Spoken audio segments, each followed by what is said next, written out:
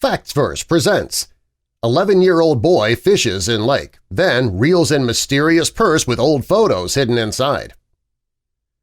Brodie Brooks was 11 years old when he was going on a fishing trip.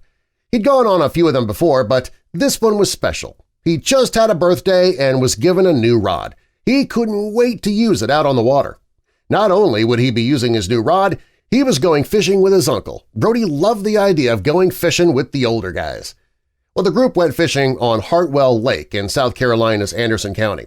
Brodie and the others were hoping for the biggest catch ever, but then again, don't we always when we go fishing? They took the boat out into the middle of the lake, got their rods ready, and the idea was to spend the day on the boat and just wait for a bite. Started out as a typical nice day on the water. Ben Myers was the man watching over Brodie, and he was the young boy's uncle. He showed the young boy how to bait a hook, how to cast his brand-new fishing rod. Ben was a veteran out on the lake, and he loved to teach kids how to fish.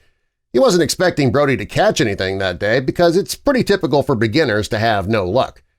When Brodie started shouting that he did get a hit, Ben was a bit shocked and amazed. He couldn't believe his nephew had a bite so soon. When Brodie was reeling in his catch, Ben started to worry because, well, he was an expert on the water and he could usually tell the size of the fish just by looking into the water. The shadow of the fish underwater could often let him know the size, but he couldn't make out any distinct features of this fish, so he started to think, maybe this isn't a fish after all. Brodie was thinking the opposite of what his uncle was, of course. He was sure he had a giant fish because his line was bobbing up and down. Well, he wasn't sure what to do. He'd just gotten his new rod and was worried that whatever was on the other end of the line might break his rod. Well, finally, Brodie pulled his catch out of the water, and it was not a fish as he had hoped. It was a heavy bag filled with water. To get the bag up onto the boat, Brodie needed help from his Uncle Ben. He wanted to make sure that his new rod didn't snap, and Brodie knew his uncle had the experience to get the bag onto the boat safely without causing any damage to his new rod. The men looked at the purse and realized it was pretty old, and they were shocked by the condition of the bag. It was brown leather, and it was faded and muddy. It was in shockingly good condition aside from that, though, especially seeing as it was sitting at the bottom of a lake. The men emptied the contents of the bag onto the boat. Some items were unrecognizable. Brodie was a bit disappointed that what he caught wasn't a fish. If it had been, it would have been Brodie's first. When Ben and the other men took everything out of the bag, they put it onto the floor of the boat, and inside that bag the men found credit cards, medical cards, loose change, makeup, a comb, and a bunch of tiny keys. There were also photos, but the men weren't sure who the people in the pictures were. They were hoping to find some information regarding who owned the purse. The men were surprised that the owner of the bag had fit so much stuff inside and needed to carry all of that stuff with her.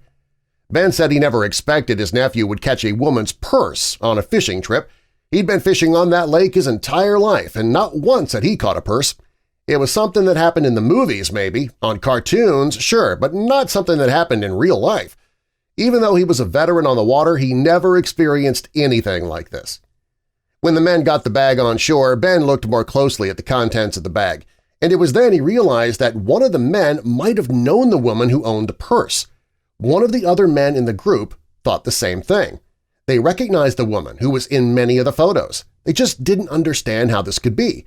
The bag seemed to have been at the bottom of the lake for years.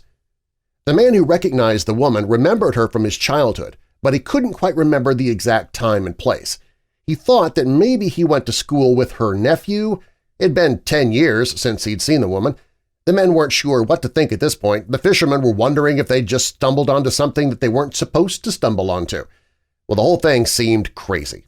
First of all, what are the odds of catching a purse while out fishing? What's even crazier is that the woman who owned the bag was somebody that one of the fishermen knew.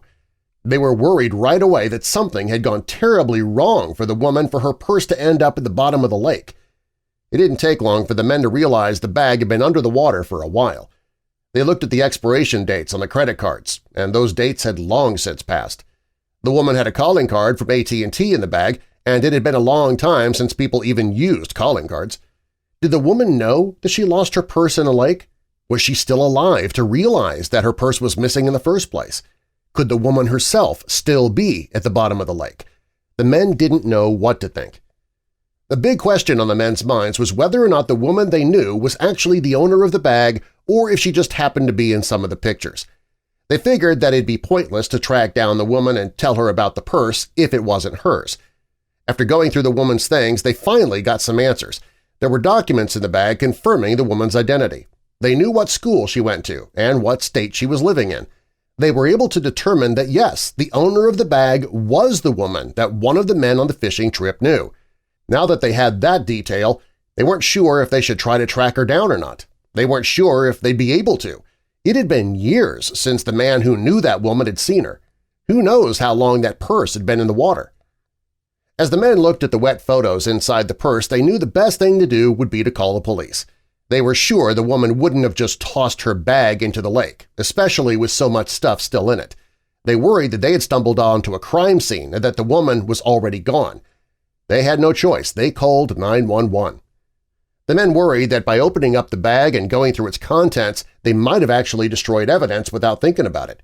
If a crime is what led to the bag being at the bottom of the water, the men did worry that what they had done would make it difficult for the police to get the evidence of a crime.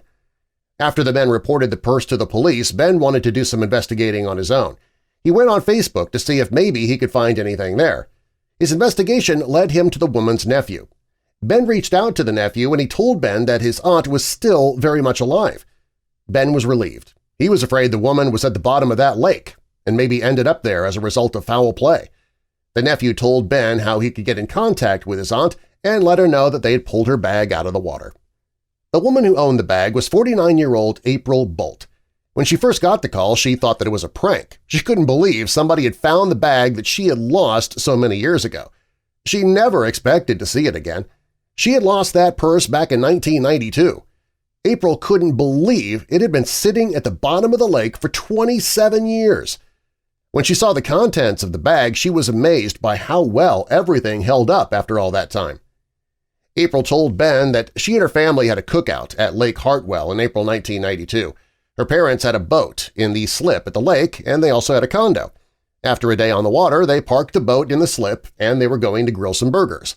April said that two guys were fishing at the time, and she realized that her bag was missing, so she thought maybe the fishermen stole her purse, removed the valuables, and tossed the bag into the lake to get rid of the evidence.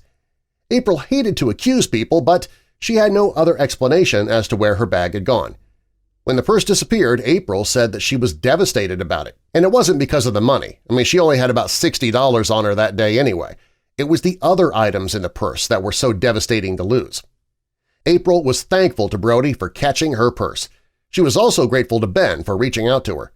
Going through the contents of that purse and seeing photos of her son when he was a baby, it brought back some great memories for her.